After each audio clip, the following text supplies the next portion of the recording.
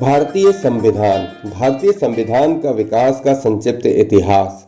सन 1757 ईस्वी की पलासी के लड़ाई और सन 1764 ईस्वी के बक्सर के युद्ध को अंग्रेजों ने जब जीत लिया तो फिर अंग्रेजों के द्वारा ब्रिटिश ईस्ट इंडिया कंपनी ने बंगाल पर अपना शिकंजा कस लिया और इसी शासन को अपने अनुकूल बनाए रखने के लिए क्या किया, अंग्रेजों ने समय समय पर कई एक्ट पारित किए जो भारतीय संविधान के विकास की सीढ़ियां बना।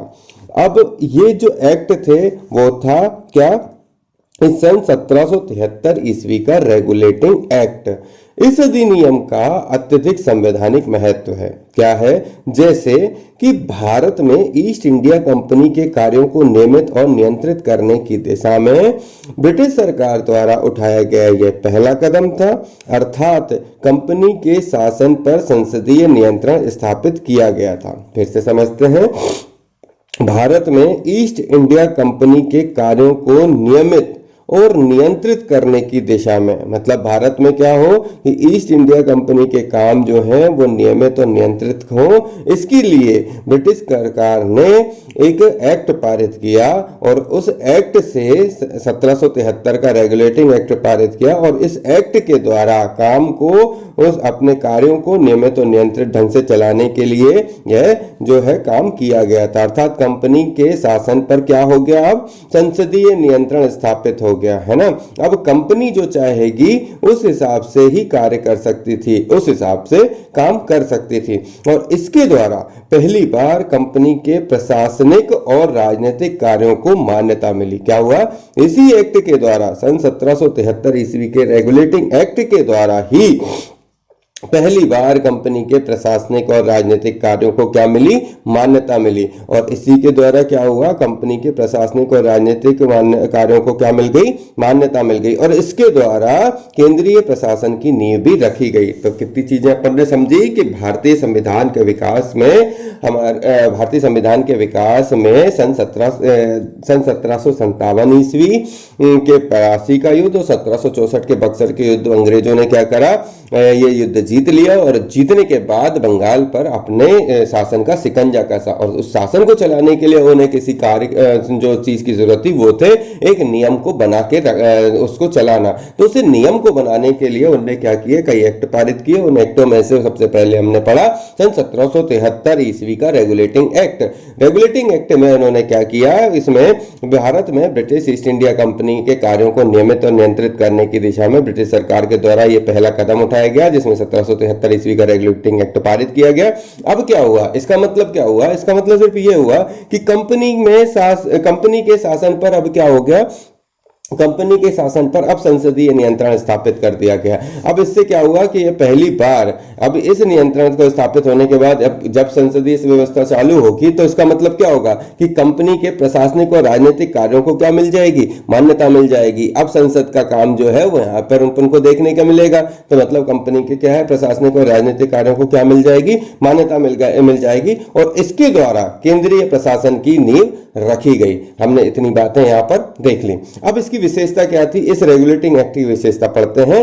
सन 1773 ईस्वी के रेगुलेटिंग एक्ट की विशेषता के अनुसार इस अधिनियम के द्वारा बंगाल के गवर्नर को बंगाल का गवर्नर जनरल पद नाम दिया गया। क्या बोला गया, रेगुलेटिंग एक्ट के द्वारा जब संसदीय व्यवस्था लागू की गई तो प्रशासनिक और राजनीतिक कार्यों को मान्यता मिली और इसके अनुसार बंगाल का गवर्नर है ना, बंगाल के गवर्नर को बंगाल का गवर्नर जनरल नाम दे दिया गया। क्या हुआ, ये पहले बंगाल में गवर्नर हुआ करते थे और अब रेगुलेटिंग एक्ट पारित होने के बाद बंगाल के गवर्नर को बंगाल का गवर्नर जनरल कह दिया, मतलब नाम से जाना जाने लगा या गवर्नर जनरल पद दे दिया गया। तथा मुंबई तथा मद्रास के गवर्नर को इसके अधीन कर दिया। क्या कर दिया भाई, बंगाल के गवर्नर के अधीन अब मुंबई और मद्रास के गवर्नर जो हो गए।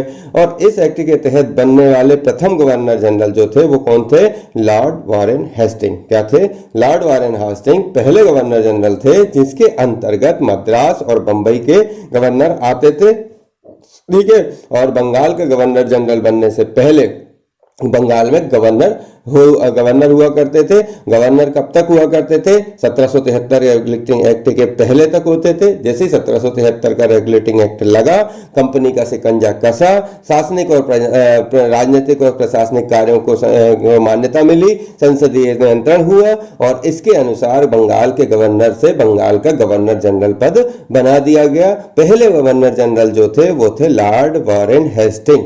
ओके, नेक्स्ट, इस एक्ट के अंतर्गत कलकत्ता प्रेसिडेंसी में एक ऐसी सरकार स्थापित की गई जिसमें गवर्नर जनरल और उसकी परिषद के 4 सदस्य थे जो अपनी सत्ता के उपयोग संयुक्त रूप से करते थे। क्या था कि ये इस एक्ट के अंतर्गत कलकत्ता प्रेसिडेंसी में एक ऐसी सरकार स्थापित की गई जिसमें गवर्नर जनरल और उसकी परिषद के 4 सदस्य थे, है ना। मतलब यहाँ पे क्या बता रहा हूं मैं?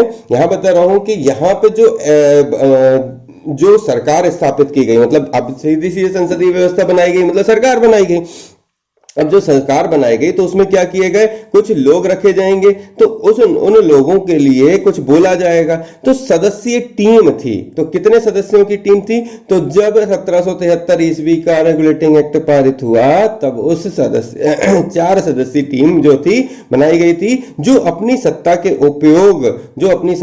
उपयोग संयुक्त रूप से करते थे, है ना।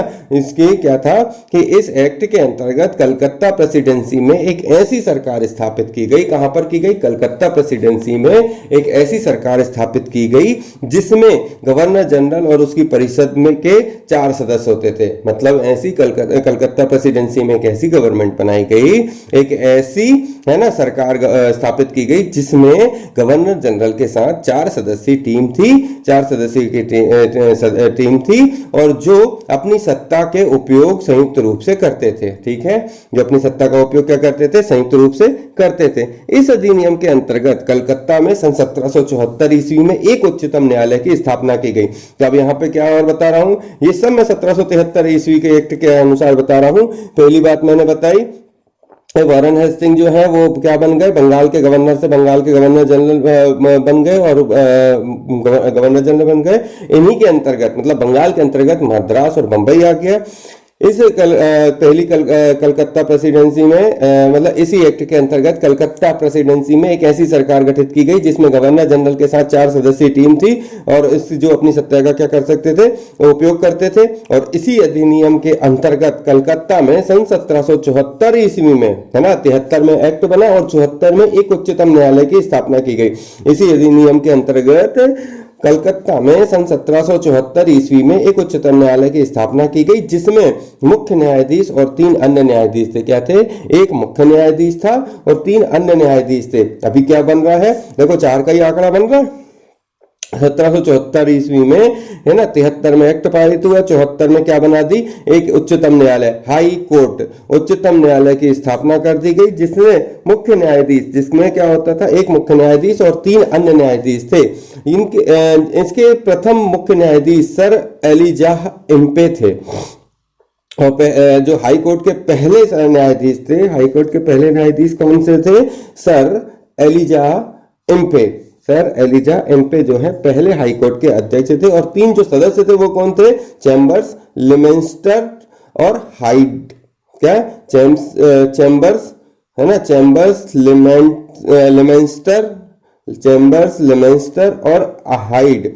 चैम्बर्स, लिमेंस्टर और हाइड, ये इतने नाम कोई पूछने वाला नहीं है, सीधी सी बात है। कलकत्ता प्रेसिडेंसी में पहली बार हाई कोर्ट की स्थापना की गई, वो कब की गई? 1774 में। किस एक्ट के द्वारा की गई? 1773 ईस्वी के चार्टर्ड एक्ट के 1773 ईस्वी के रेगुलेटिंग एक्ट।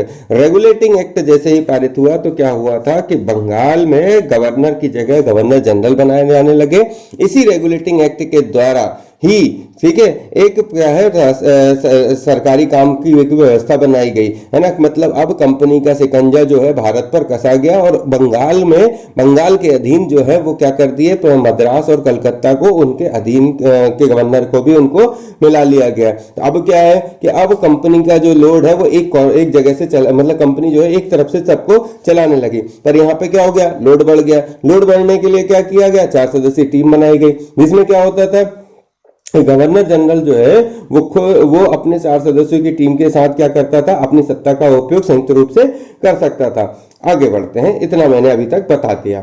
इसके तहत है ना, इसके तहत मतलब इस रेगुलेटिंग एक्ट के तहत कंपनी के कर्मचारियों को निजी व्यापार करने और भारतीय लोगों से उपहार व रिश्वत लेना प्रतिबंधित कर दिया गया। ऐसा क्यों किया गया भाई, है ना? कोई आदमी आपको गिफ्ट देना चाहता है तो आप काहे नहीं लोगे? इसलिए नहीं लोगे क्योंकि ऐसा 1773 ईस्वी के रेगुलेटिंग एक्ट में कहा गया। कारण क्यों, ऐसा क्यों कहा गया? इसका एक कारण था कि जब क्या हुआ था, जब क्या हुआ कि भारत में जिस तरीके से राजा रजवाड़ों के शासन रहे हैं, उन राजा रजवाड़ों के शासन में जो अंग्रेजों की ब्रिटिश ईस्ट इंडिया कंपनी थी, जब ये भारत आई, भारत आने के बाद इन्होंने जब अपना काम शुरू किया तो इनका जो बेसिक इंटेंशन था वो चीनी का और किस चीज का, है ना, चीनी का, मसालों का, इन सब चीजों के जो चीनी और सूती मतलब वस्त्र और व्यापार को लेकर इनका जो काम था वो था।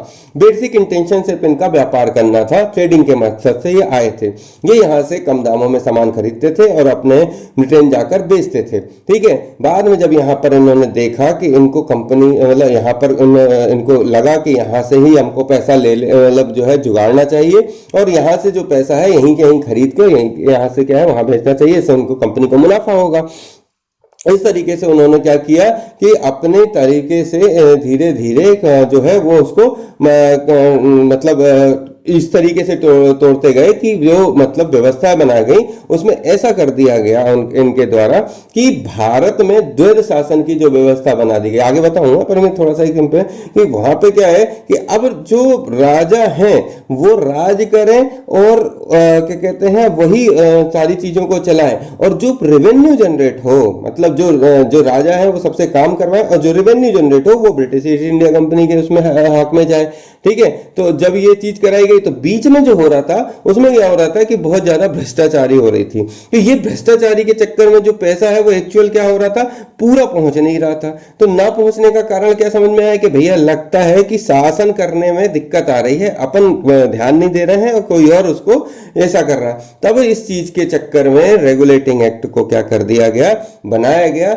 जिसमें ये चीज डाली गई कि कोई भी व्यक्ति कंपनी के कर्मचारी को निजी व्यापार करने और भारतीय लोगों से उपहार व रिश्वत लेना प्रतिबंधित कर दिया कि ना ही कोई रिश्वत लेगा और ना ही कोई उपहार लेगा और ना ही कोई व्यक्ति अपना निजी व्यापार करेगा अगर वो कंपनी का एम्प्लॉय है तो, है ना। तो कोई भी व्यक्ति ना ही देगा और ना ही वो कोई लेगा। तो ये हो गया भाई कि आपको घूस नहीं देनी है। ये चीज कहां पर बताई गई, व्यापार या फिर इनसे जो कोई नहीं कर पाएगा 1773 के रेगुलेटिंग एक्ट में। आगे बढ़ते हैं। इस अधिनियम के द्वारा, है ना, इस अधिनियम के द्वारा ब्रिटिश सरकार को बोर्ड ऑफ डायरेक्टर के माध्यम से कंपनी पर नियंत्रण सशक्त हो गया। क्या हो गया भाई, अब यहाँ पे बोर्ड ऑफ डायरेक्टर क्या होते हैं, देखो दो प्रकार से जो है, जब व्यवस्था बनी तो व्यवस्था बनने में लोग जुड़े तो कुछ चीजों के नाम भी बनेगा, जैसे बोर्ड ऑफ डायरेक्टर, है ना, बोर्ड ऑफ कंट्रोल। तो बोर्ड ऑफ डायरेक्टर हुए इस अधिनियम के द्वारा क्या हुआ कि ब्रिटिश सरकार को बोर्ड ऑफ डायरेक्टर के माध्यम से कंपनी पर नियंत्रण सशक्त हो गया। भाई सभी लोग क्या हो गए, एक्टिव हो गए, सभी लोगों ने अपने अपने काम पकड़ लिए। भाई कोई यहाँ पे नहीं ध्यान देगा, कोई पैसा नहीं लेगा, कुछ ये नहीं लेगा, कोई रिश्वत नहीं लेगा। सभी लोगों को क्या कर दिया गया, इस अधिनियम के अंतर्गत बांध दिया गया। तो थोड़ा सा क्या हो गया, नियंत्रण सशक्त हो गया, है ना। सब चीजें प्रॉपरली चलने लगे तो सिस्टम क्या हो जाता है, टाइट हो जाता है ना। अगर आपको कोई काम करना हो और आपको उसमें किसी भी प्रकार का लाभ ना नजर आए तो आप क्या करते हो, जो पैसा गवर्नमेंट दे रही है उतने में अगर खुश हो तो काम कैसा होता है, एकदम नियम से होता है। तो जब ये चीज लागू की गई तो उसमें क्या हुआ कि जब इसमें किसी भी प्रकार का लाभ ना दिखा तो सारी चीजें क्या हो गई, सिस्टमेटिक हो गई। तो इस तहत कहा जा सकता है कि इस नियम के द्वारा, इस रेगुलेशन में बार बार गलत बोल रहा हूं, ठीक है, रेगुलेटिंग सन 1773 के रेगुलेटिंग एक्ट के द्वारा, है ना, ब्रिटिश सरकार को बोर्ड ऑफ डायरेक्टर के माध्यम से कंपनी पर नियंत्रण सशक्त हो गया। जो ये सब देखते थे कि भाई क्या कौन कर रहा है, ये सब चीजों पर नियंत्रण रखते थे, तो नियंत्रण सशक्त हो गया। और इसे भारत में इसके राजस्व, नागरिक और सैन्य मामलों की जानकारी ब्रिटिश सरकार को देना आवश्यक कर दिया। ठीक है, क्या है, इसने भारत में इसके राजस्व, नागरिक और सैनिक मामलों की जानकारी ब्रिटिश सरकार को देना क्या कर दिया, आवश्यक कर दिया। आगे बढ़ते हैं, एक्ट ऑफ सेटलमेंट सन 1781, है ना। अब आया देखो 73 हमने पढ़ लिया, ठीक है। अब 73 के एक्ट में इतनी बातें अपने पढ़ ली। आगे बढ़ते हैं, एक्ट ऑफ सेटलमेंट सन 1781 ईस्वी। रेगुलेटिंग एक्ट की कमियों को दूर करने के लिए क्या बोला मैंने, अब भाई कोई चीज बनाई गई, देखो हर चीज के फैक्ट जो है अगर अपन देखें तो सिक्का उछालने पे उसका दोनों पक्ष दिखाई होता है ना, उसका चित भी होता है और पट भी होता है। तो वैसे ही हर चीज में क्या है, जब बनाई जाती है तो उसमें कुछ कमियां भी निकलती हैं और कुछ खूबियां भी निकलती हैं। तो उसी के अकॉर्डिंग 1773 के रेगुलेटिंग एक्ट को बनाया गया, तो कुछ कमियां निकली। उन कमियों को सही करने के लिए क्या बनाया गया, एक्ट ऑफ सेटलमेंट बनाया गया। कब बनाया गया, सन 1781 में। 73 में एक्ट बना और 81 में क्या करा गया, उसका कुछ सेटलमेंट। तो क्या था कि रेगुलेटिंग एक्ट की कमियों को दूर करने के लिए इस एक्ट को प्रावधान किया गया। इस एक्ट के अनुसार कलकत्ता की सरकार को बंगाल, बिहार और उड़ीसा के लिए भी विधि बनाने का प्राधिकार प्रदान किया गया। बस इतनी सी बात इसमें बता दी गई। क्या भाई, लोड बढ़ गया काम करने का, चीजें समझ जो है वो डिस्ट्रीब्यूट प्रॉपर नहीं हो पा रही थी। अब ऐसी कंडीशन में एक एक्ट बनाया गया, एक्ट ऑफ सेटलमेंट सन 1781। इसके अनुसार कलकत्ता की सरकार को, किसको, कलकत्ता की गवर्नमेंट सरकार को बंगाल का, बिहार का और उड़ीसा का, है ना, बंगाल, बिहार और उड़ीसा के लिए भी विधि बनाने का प्राधिकार प्रदान किया गया। बंगाल, बिहार और उड़ीसा के लिए भी विधि बनाने का प्राधिकार प्रदान किया गया। तो अब भाई आप क्या है, इनके लिए विधि बनाने का प्राधिकार किसको मिल गया, कलकत्ता रेसिडेंसी, है ना, किसको, ठीक है, कलकत्ता की प्रेसिडेंसी, कलकत्ता की सरकार को बंगाल, बिहार और उड़ीसा के लिए विधि बनाने का प्राधिकार मिल गया। आगे बढ़ते हैं, सन 1784 ईस्वी का पिट्स इंडिया एक्ट। इस एक्ट के द्वारा दोहरे शासन का प्रारंभ हुआ। क्या हुआ भाई, अब यहाँ पर आ गया दोहरा शासन।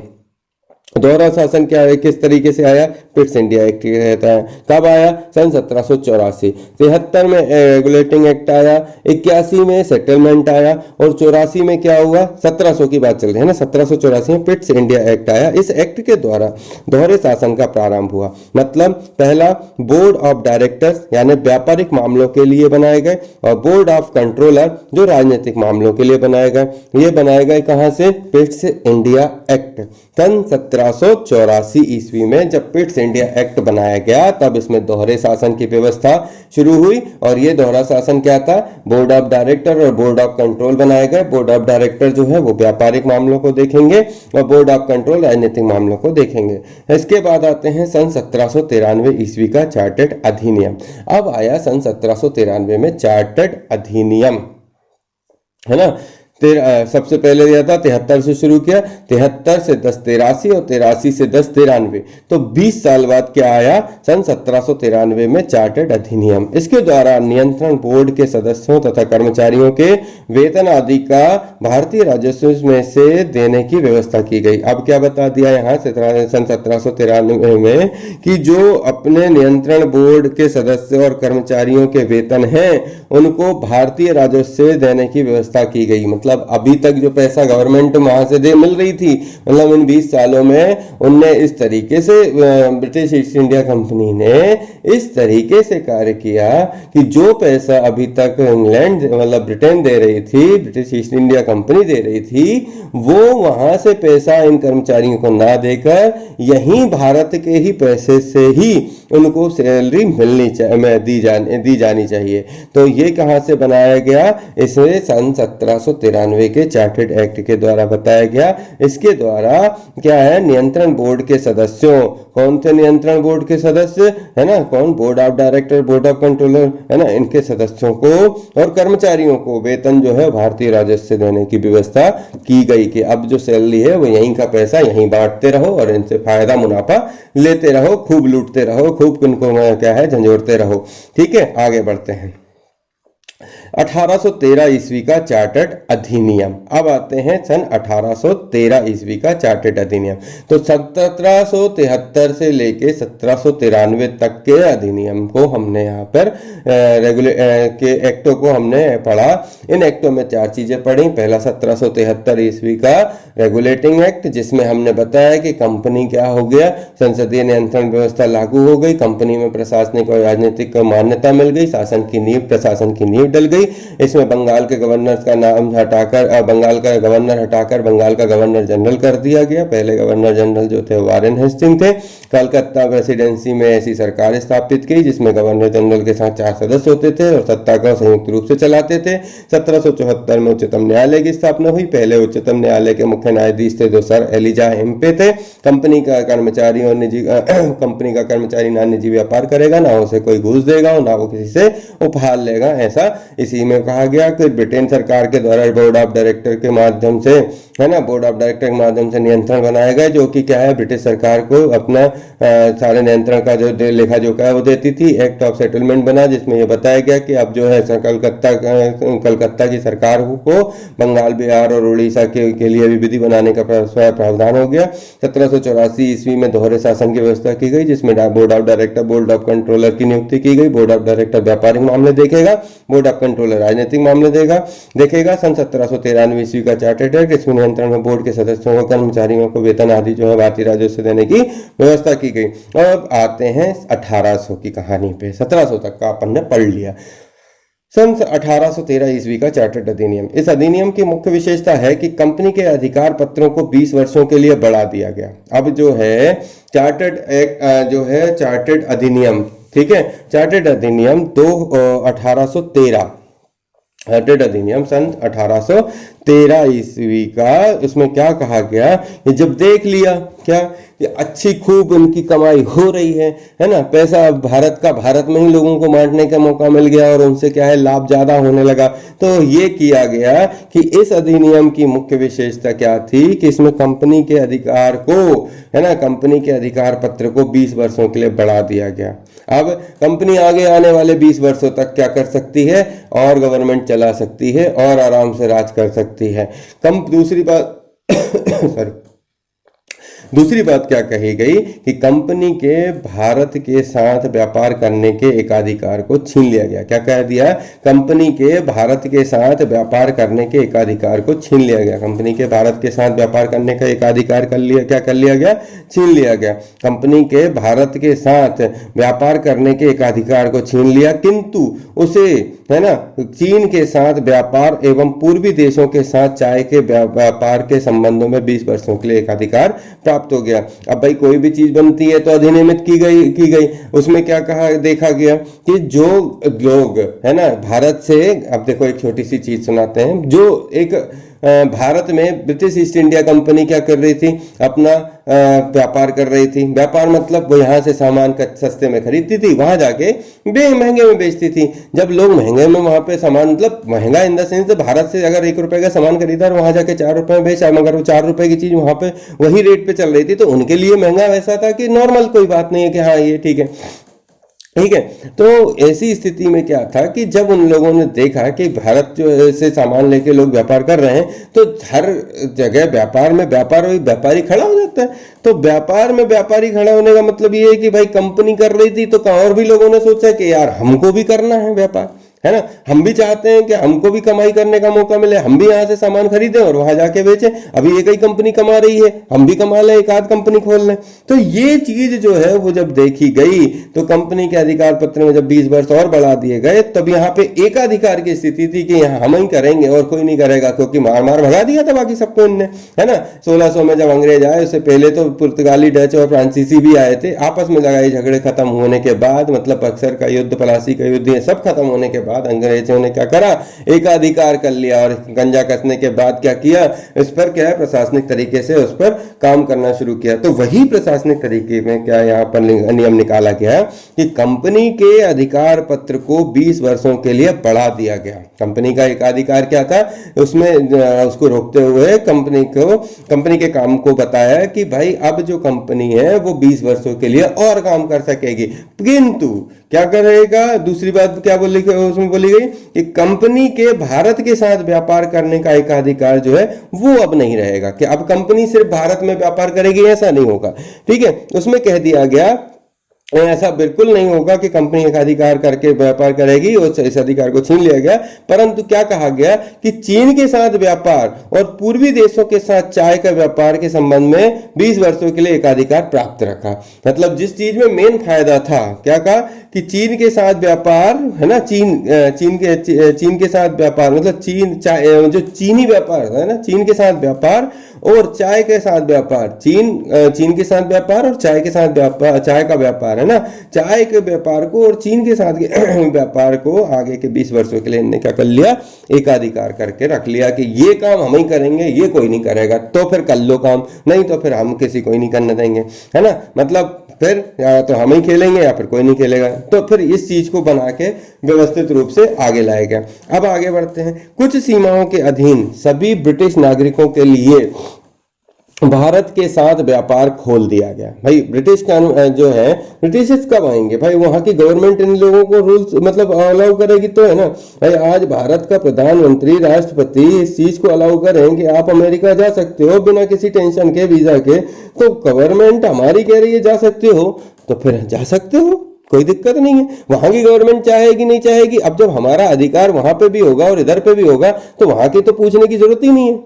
भाई आप वहां कब जा सकते हो, आपका अधिकार अगर देखिए आधिकारिक क्षेत्र था ब्रिटेन से, मतलब क्राउन का जो शासन है वो ब्रिटेन और भारत दोनों जगह था। मतलब अभी कहा जाए तो सत्ता दोनों की एक के पास थी, क्राउन के पास। क्राउन इन द सेंस के रानी जो मतलब रानी जो थी विक्टोरिया रानी, जो मतलब शासन चल रहा था वो किसी एक हैंड में था, जिसको अपन बोलते हैं ना जिसके सर पे ताज है वही इसको चलाएगा। तो क्राउन तो रानी के पास था, है ना, तो उससे वो चलाती थी शासन। तो वही मैं कह रहा हूं कि जब शासन क्राउन के हाथ में था तो फिर जरूरत ही नहीं थी उसमें ये किसी चीज के और मतलब भारत में कोई बताएगा कि भैया क्या करना, मतलब शासन ही वहां का था। तो इसीलिए उनको क्या कहा गया कि कुछ सीमाओं के अधीन, क्या है, कुछ सीमाओं के अधीन सभी ब्रिटिश नागरिकों के लिए भारत के साथ व्यापार को खोल दिया गया, है ना। भारत के साथ अब भैया और भी लोग आ सकते हैं, व्यापार कर सकते हैं, कोई दिक्कत नहीं है। लेकिन कंपनी को एक अधिकार क्या मिल गया कि वो चीन के साथ व्यापार कर सकता है और चाय के व्यापार को कर सकता है, और इसको और कोई नहीं कर सकता है। ये एक अधिकार जो है किसमें, एक्ट 1813 के चार्टेड अधिनियम में लिखा, और ठीक है इस चीज को पालित किया गया। अब 1813 से पहले ईसाई पादरियों को भारत में आने की आज्ञा नहीं थी, है ना। 1813 से पहले ईसाइयों और 1813 ईस्वी से पहले तक ईसाई पादरियों को भारत में आने की कोई आज्ञा नहीं थी। परंतु 1813 ईस्वी के अधिनियम द्वारा ईसाई पादरियों को आज्ञा प्राप्त करके भारत आने की सुविधा मिल गई, है ना। अब क्या हुआ, ईसाई पादरी जो है वो भारत आ गए। कारण क्या था इनके भारत आने का, कारण क्या था, ये भी एक प्रकार से नियम के हिसाब से उनने देखा कि भारत में क्या हो रहा है कि लोगों को अगर मैं कपड़ा जीन्स टी शर्ट बेचूं, है ना, टॉप स्कर्ट बेचूं, ठीक है, पश्चिमी सभ्यता के पहनावे को अगर मैं बढ़ावा दूं, तभी तो उनका ट्रेडिंग चल पाएगा। भाई उनकी कंपनी कपड़ा मिल में क्या बनाएगी, धोती तो बनाएगी नहीं, साड़ी तो बनाएगी नहीं, वो तो वही परिधान बनाते थे जो क्या हो वहां पर वो अपने इलाके में बेच सके। तो वो उधर पे जो काम कर रहे थे वो ये चाहते थे कि भारत के लोग भी इस चीज को खरीदे ताकि उनका मुनाफा और बढ़ सके। तब ऐसी स्थिति को कैसे बनाया जाए, तब उन्होंने क्या किया कि शिक्षा को बढ़ावा दिया।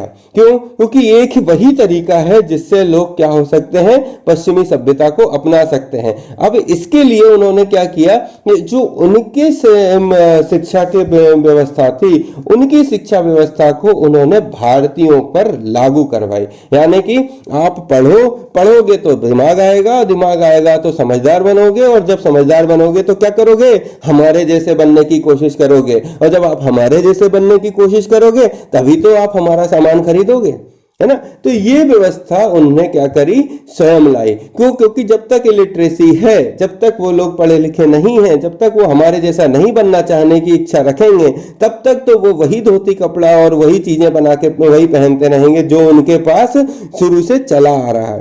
तो इलिटरेसी उनके सामने जो चीज दिखाई दी, उसके लिए उन्होंने क्या किया, एक नया पासा फेंका। कहानी कहां से हो गई बनके कि अगर हम इनको पढ़ाएंगे, अगर हम इन लोगों को पढ़ाएंगे, भारतीयों को पढ़ाएंगे, तो वो क्या होंगे, लिटरेट होंगे, और लिटरेट होने के बाद क्या होंगे, उनके अंदर इच्छा जागेगी किस चीज की, सूट बूट पहनने की, है ना, नया कुछ बताने की, नया कुछ दिखाने की, सामना करने की। तो जब वो ये चीज करेंगे तभी वो हमारी चीजों को यूज कर पाएंगे या पहन पाएंगे या कर पाएंगे। ठीक है, तो इस तरह से अब ये चीज लाएगा कौन, है ना, हर आदमी तो नहीं करता, एक टीचर ही चला सकता है ना।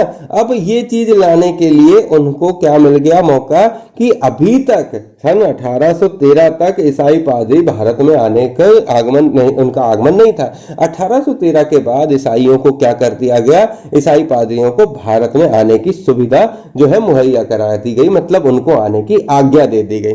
अब आज्ञा देने का कारण क्या था कि भाई ये लोग आएंगे तो क्या होगा, ये लोगों के जो है वो मतलब कह सकते हैं कि धर्म चेंज कराने में, धर्म परिवर्तन के लिए लोगों को आगे कहेंगे कि भाई आप ये कर सकते हो, आप मतलब धर्म परिवर्तन कर सकते हो। तो इस तरीके से धर्म परिवर्तन करने से या उन चीजों को बढ़ावा देने से उनको मौका मिल जाएगा ताकि वो इन चीजों को, सुविधाओं को यूज कर पाए। तो बस ये इतनी सी बात थी कि 1813 में क्या हुआ, यहाँ पे ईसाई पादरियों का आज्ञा प्राप्त हो गई और भारत में आने की सुविधा उनको मिल गई।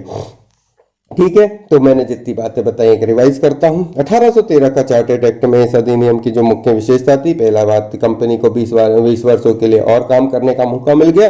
दूसरी बात कि इसमें कहा गया कि और भी लोग इसमें क्या है व्यापार कर सकते हैं, लेकिन एक अधिकार जो है कंपनी का एक अधिकार भारत में खत्म कर दिया गया, लेकिन कुछ चीजों के लिए अपने पास रख लिया गया। उसमें चाय के साथ व्यापार, है ना, चाय का व्यापार और चीन के साथ व्यापार, इन दो बातों को अपने एक अधिकार में रखते हुए बाकी चीजों के लिए सभी लोगों के लिए खोल दिया गया। तीसरी बात, सन 1813 में क्या है, ईसाई पादरियों को भी मौका मिल गया जो भारत आ सकते थे। अब यहां तक थी बात 1813 की। अब आती है बात 1833 के चार्टर अधिनियम की। अब आया अधिनियम चार्टर 1833। ठीक है, 1813 फिर 10 फिर 33, फिर 20 साल की बात आई, 13 10 23 और 33, है ना, 20 साल। इस अधिनियम की मुख्य विशेषता क्या थी, तो इस अधिनियम की विशेषता के अनुरूप इसके द्वारा कंपनी के व्यापारिक अधिकार पूर्णतः समाप्त कर दिए गए, है ना। क्या कर दिए गए, इसमें व्यापारिक अधिकार जो इनके पास थे वो पूर्णतः समाप्त कर दिए गए। अब कंपनी का कार्य ब्रिटिश सरकार की ओर से मात्र भारत का शासन करना रह गया था। भाई आने वाले 20 साल, इससे पहले 20 साल में क्या था, कंपनी व्यापार कर रही थी, एकाधिकार और इन चीजों की तरफ जा रही थी। अब क्या हुआ, और 20 साल बढ़ गए, यानी कि और इनने इस तरीके से शिकंजा बना लिया कि अब कोई कंपनी व्यापार नहीं करेगी, अब तो कंपनी भारत पे शासन करेगी। व्यापार तो कर ही रही थी, अब क्या करेगी, पूरी चीजों को खुद ही करेगी, खुद ही चलाएगी। तो क्या करेगी, कैसे करेगी, तो देखो इसके 1833 के चार्टर अधिनियम के द्वारा कंपनी के व्यापारिक मामलों को कर दिया गया, व्यापारिक अधिकारों को पूरी तरीके से खत्म कर दिया गया, और उसकी जगह पे क्या ला दिया गया कि अब काम जो है ब्रिटिश सरकार की ओर से मात्र भारत का शासन रह गया, कि अब कंपनी शासन करेगी और काम करवाएगी इनसे, है ना, किससे, भारतीयों से काम करवाएगी। क्यों, अभी तक तो व्यापारी बन के काम कर रही थी, अब गवर्नमेंट बन के काम कराएगी। तो जब गवर्नमेंट बन के काम कराएगी तो काम खुद का ही कराएगी, लेकिन किससे कराएगी, सामने वालों से। सामने वाले कौन है, भारतीय, है ना। तो अभी तक तो ये था कि वो खुद लगे थे काम करने में, और सरकार जो है वो क्या है नहीं थी इनकी, लेकिन शासनिक रूप से काम कर रहे थे, पर नाम किसी लिखित दस्तावेज में नहीं था। अब क्या हो गया, व्यापारिक नाम से अब ये पूरी तरीके से इनको क्या कर दिया गया कि अब ये व्यापार करने के लिए नहीं है, अब ये शासन करने के लिए है। इस तरीके से 1833 के एक्ट में यह चीज अपन ने जानी कि कंपनी का व्यापारिक अधिकार पूरी तरीके से समाप्त कर दिया गया और अब कंपनी का कार्य जो है वो ब्रिटिश सरकार की ओर से मात्र भारत पे शासन करना रह गया। अब क्या हुआ कि बंगाल के गवर्नर जनरल को भारत का गवर्नर जनरल कहा जाने लगा। अभी गवर्नर थे कब, 1773 में गवर्नर से गवर्नर जनरल बनाए गए थे। अब 1773 के बाद 1813 में अभी तक जो थे वो बंगाल के गवर्नर जनरल हुआ करते थे, क्योंकि बंगाल का शासन था। अब कंपनी ने क्या कर लिया था, पूरे भारत पे शासन का शिकंजा जमा लिया था। तो इस एक्ट के द्वारा सन 1833 एक्ट के द्वारा गवर्नर बंगाल के गवर्नर जनरल को अब क्या कहा जाने लगा, भारत का गवर्नर जनरल कहा जाने लगा। अब बंबई तथा मद्रास की परिषदों की विधि निर्माण शक्तियों को वापस ले लिया गया। कौन कौन सी, बंगाल और मद्रास की विधि निर्माण शक्तियों को भी वापस ले लिया कि भैया इनको भी कहा है अपने तरफ से शासन करने की कोई जरूरत नहीं है। विधिक परामर्श हेतु गवर्नर जनरल की परिषद में विधि सदस्य के रूप में चौथे सदस्य को क्या कर दिया गया, शामिल कर दिया गया। अब जो है, अभी तक क्या था कि सबके अपने अपने विधिक जो है, मतलब अभी हमने जो उसमें पढ़ा था 1773 में अपन ने पढ़ा था कि उच्चतम न्यायालय की स्थापना की गई थी और जो कलकत्ता प्रेसिडेंसी है उसमें 4 सदस्यों के साथ जो है वो गवर्नर जनरल के साथ 4 सदस्यीय टीम बनाई गई थी, है ना। हाई कोर्ट बनाया गया था, कलकत्ता प्रेसिडेंसी बनाई गई थी। बंगाल गवर्नर जनरल के अधीन जो है क्या हो गया था, बंगाल के गवर्नर के अधीन मद्रास और जो मुंबई और मद्रास के भी जो है विधि बनाने के काम जो है उनको सौंप दिए थे। तो अब जो यहाँ पे बोला मैंने 1773 के एक्ट में जो चीजें थी वो 1833 के एक्ट में बदलती गई, है ना। बंगाल का गवर्नर जनरल जो है भारत का गवर्नर जनरल कहलाने लगा। बंबई और मद्रास की जो विधिक निर्माण शक्तियां थी वो उनको क्या कर दी गई, रोक दी गई और वापस ले ली गई। विधिक परामर्श के लिए गवर्नर जनरल की परिषद में विधि सदस्य के रूप में चौथे सदस्य को शामिल कर लिया। तो 3 सदस्यीय टीम थी, कौन सी, जो 3 सदस्य थे जो, अब उसमें एक और सदस्य जोड़ दिया गया, है ना। 3 जो मतलब उनके जो 4 सदस्य थे उसमें एक और क्या है जोड़ दिया गया। तो 4 सदस्यीय टीम में अब जो एक आदमी रहेगा वो क्या रहेगा, वो विधि के ज्ञाता रहेगा। विधिक परामर्श हेतु गवर्नर जनरल के लिए विधि सदस्य के रूप में चौथे सदस्य को जोड़ दिया गया, ठीक है। भारत में दास प्रथा को विधि विरुद्ध घोषित कर दिया गया तथा भारत में क्या है, दास प्रथा को विधि विरुद्ध घोषित कर दिया गया। क्यों कर दिया गया, है ना। और 1843 में तो इसका उन्मूलन ही कर दिया गया कि हो ही नहीं करेगा। कारण क्या था, देखो अब मैं एक छोटी सी चीज जानता हूं कि अगर आप सरकार बन रहे हैं तो आप ये नहीं चाहेंगे कि कोई और आपके सामने किसी और की दास्ता में रहे, तभी तो आपके लिए लोग आगे बढ़ेंगे, है ना। तो क्या होता था कि पहले राजे रजवाड़ों की दास्ता होती थी और इन्हीं दास्ता में लोग क्या होते थे, इनके अनुरूप कार्य करते थे। मतलब राजा होगा, राजा का बेटा राजा होगा और राजा का बेटे के बेटा भी राजा होगा, और यही दास प्रथा जो है चली आ रही थी। उसके अनुरूप क्या था कि जो लोग कार्यरत थे, जो लोग प्रजा के रूप में थे, वो सब इस चीज को मानते थे और मानने के साथ क्या हो रहे थे, चुपचाप इस चीज को सहते आ रहे थे। और कहा जा सकता है कि अपनी स्वयं की दास्ता को क्या करते थे, अपनी दास प्रथा को जो है एक्सेप्ट भी करते थे कि हाँ भैया राजा हैं, इनके बेटे भी राजा बनेंगे, हम तो बढ़िया उसी हिसाब से बेटे मतलब जो राजा साहब के बेटे को भी कुंवर साहब बना के बाद में राजा साहब बोलने लगेंगे। तो ये जो दास बनाने की मतलब दास प्रथा थी, इसके अलावा भी और कई प्रकार हैं दास्ता बताने के, पर मैं इसलिए इस चीज को ले रहा हूँ कि ये अपन सब जानते हैं, है ना। दास के रूप में तो ये भी है कि कोई आदमी, आपने क्या है कि भाई लोग पहले क्या होते थे, बड़े बड़े पैसे वाले, और जो लोग थे वो कई, जो गरीब थे वो बहुत गरीब थे, जो अमीर थे वो बहुत अमीर थे, बीच का कोई लेवल था ही नहीं। तो जो नीचे के लोग थे उनसे लोग क्या है अपने हिसाब से काम करवाते थे, नीची जात के लोगों से अपने कई प्रकार के ऐसे काम कराए जाते थे जिन चीजों को कहा नहीं जा सकता। और ऊंचे मतलब कई ऐसे लोग थे जिन्हें शोषण किया जाता था, दबाया जाता था। कई प्रकार की दास्ता हो सकती है, लेकिन जो मैं एक छोटी सी एग्जाम्पल है कि भाई एक राजा है, उस राजा का बेटा भी राजा बनता था और राजा के बेटे के मतलब जो प्रजा होती थी वो इस चीज को एक्सेप्ट करके चलती थी। तो ये चीज उनके दिमाग में पहले से ही भरी हुई थी कि भैया हम में से कोई राजा नहीं बनेगा, राजा तो राजा का बेटा ही बनेगा। तो ये था कि भारत में दास प्रथा को विधि विरुद्ध घोषित कर दिया गया कि ऐसा नहीं है ना। अच्छा, सन 1843 में इसको क्या कर दिया गया, इसको जड़ से खत्म कर दिया गया। तभी तो इसके बाद लोगों ने पढ़ने लिखने के बाद एग्जाम देना और अपने आप को शासन के किसी एक जगह पर प्रशासनिक कार्यों को करने में अपनी मदद के लिए आगे बढ़े कि भाई हम भी इस चीज से आगे बढ़ेंगे, हमें भी सैलरी चाहिए, हमें भी पैसा चाहिए, तो ये इस तरीके से आगे बढ़ेंगे। ठीक है। अधिनियम की धारा 87 के तहत कंपनी के अधीन पद धारण करने के लिए किसी व्यक्ति को धर्म, जन्म स्थान, मूल वंश या रंग के आधार पर अयोग्य न ठहराए जाने का उपबंध किया गया। ठीक है। क्या बताया गया कि इस अधिनियम सन 1833 के चार्टर अधिनियम के तहत क्या बताया गया कि धारा 87 चार्टर अधिनियम के धारा 87 कौन सा चार्टर 1833 के चार्टर अधिनियम के तहत इस अधिनियम की धारा 87 के तहत कंपनी के अधीन पद धारण करने के लिए, है ना, अगर आप कंपनी में जॉब चाहते हो तो धारा 87 चार्टर एक्ट की 1833 के चार्टर एक्ट की धारा 87 के तहत आपको के तहत क्या है, कंपनी के अधीन पद धारण करने के लिए किसी व्यक्ति को धर्म, जन्म स्थान, मूल वंश या रंग के आधार पर अयोग्य न ठहराए जाने का उपबंध किया गया कि भैया ये काला है तो ये धर्म इसका ऐसा है, तो ये मूल वंश इसका ऐसा है, ये छोटी जात का है, ये बड़ी जात का है, जन्म स्थान ऐसा है। इस चीज के उपबंध को खत्म कर दिया गया। ठीक है। गवर्नर जनरल की परिषद को राजस्व के संबंध में पूर्ण अधिकार प्रदान करते हुए गवर्नर जनरल को संपूर्ण देश के लिए एक ही बजट तैयार करने का अधिकार दे दिया गया। क्या बोला कि गवर्नर जनरल की परिषद को राजस्व के संबंध में पूर्ण अधिकार प्रदान करते हुए, भैया आप गवर्नर जनरल जो है वो अपना राजस्व के संबंध में पूर्ण अधिकार रखता है और इसी के तहत गवर्नर जनरल को पूरे भारत के लिए, पूरे देश के लिए एक ही बजट तैयार करने का अधिकार मिल गया। भारतीय कानूनों का वर्गीकरण किया गया तथा इस कार्य के लिए विधि आयोग की नियुक्ति की व्यवस्था की गई।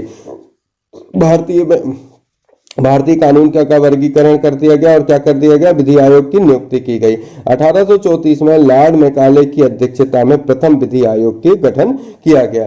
तो अब यहाँ पे मैं थोड़ी सी चीज और बताता हूँ। भाई गवर्नमेंट जो है वो तो बन गई, गवर्नमेंट बन जाने के बाद कंपनी को चाहिए कंपनी के कर्मचारी। अब काम करने वाला आदमी क्या है, एक पंडित शूद्र के साथ काम नहीं करेगा, है ना, जो स्वीपर है वो उसके साथ कोई काम नहीं करेगा। तो ये जो व्यवस्था चली आ रही थी, है ना, ये आदिवासी है, ये है, ये वो है, वो छोटा है तो वो बड़ा है, जो एक वर्ग था, है ना, आपस में वर्गीकृत था, जो भारतीय समूह था, उसमें क्या है, हमारे दबने के, भारत के अंग्रेजों के शासन करने का कारण क्या था, हमारे स्वयं के आपसी मतभेद, है ना, हम एक दूसरे से मतभेदित होने के कारण ही आपस में एक दूसरे को नहीं पसंद करते थे। और यही कारण था कि किसी तीसरे ने आके हम दो के बीच में एक नई दीवार बनाई और उस दीवार से बनाया सेपरेशन और उससे किया राज। बाद में इन्हीं चीजों से लोगों को क्या हुआ, समझ तो आज भी नहीं आया लोगों को, चलो जाने दो।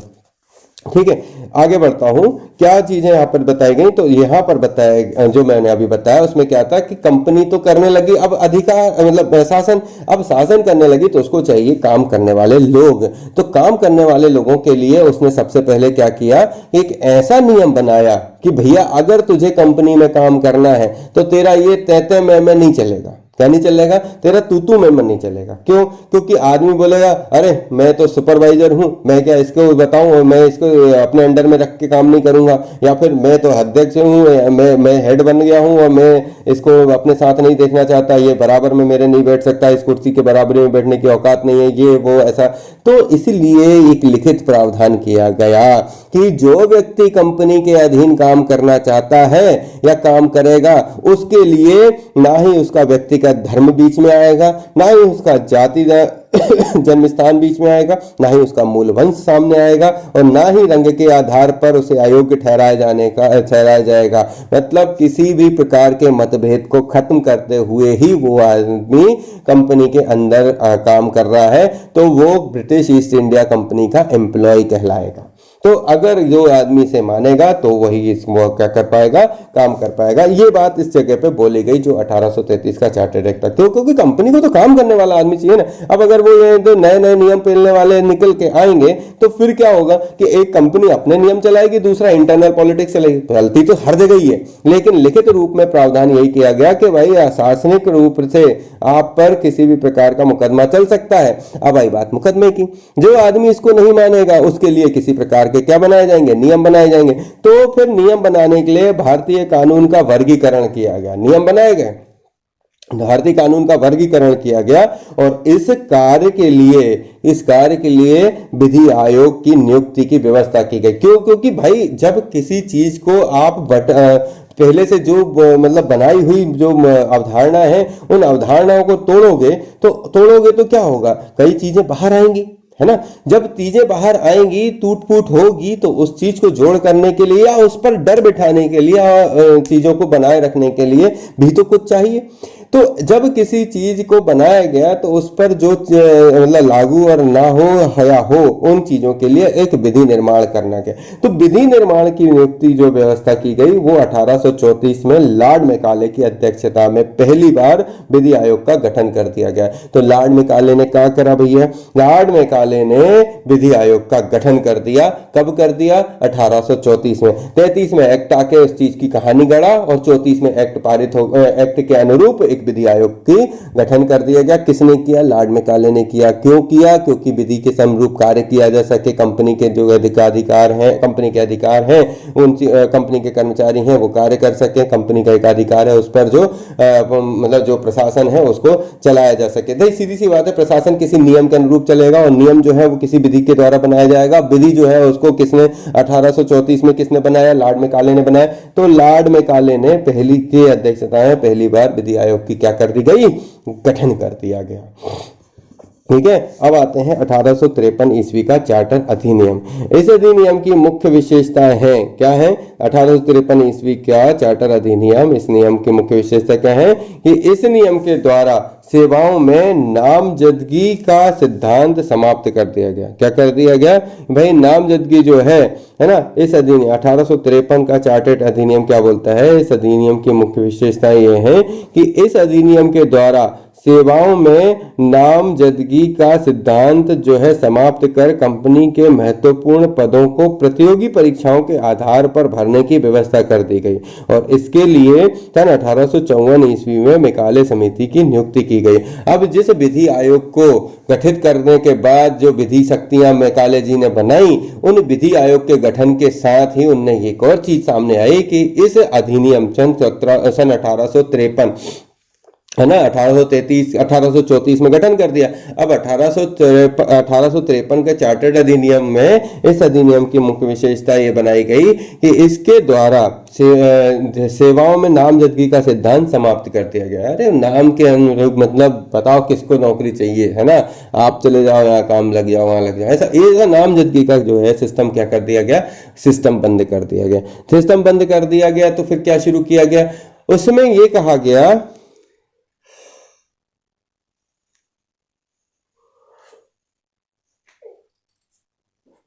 हाँ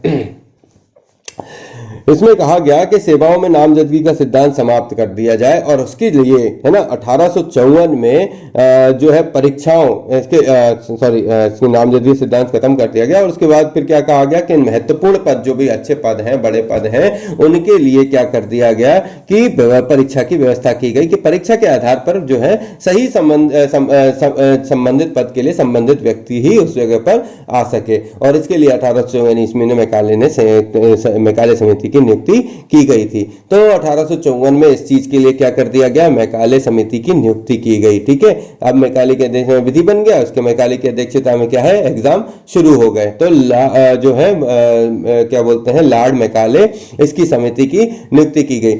इस अधिनियम के द्वारा है ना, क्या है, इस अधिनियम के द्वारा गवर्नर जनरल की परिषद के विधायी एवं प्रशासनिक कार्यों की अलग मतलब इस नियम के द्वारा, इस अधिनियम के द्वारा है ना, गवर्नर जनरल की परिषद के विधायी एवं प्रशासनिक कार्यों को अलग कर दिया गया। मतलब यहाँ पे ये कह दिया गया 1853 में कि अब जो मतलब प्रशासनिक कार्य हैं वो अलग होंगे और विधायी कार्य हैं वो अलग होंगे, है ना। और इसके तहत परिषद में 6 नए पार्षद जोड़े गए जिन्हें विधान पार्षद, है ना, पार्षद कहा गया। ठीक है, तो विधान पार्षद जो है वो बना दिए गए। क्यों?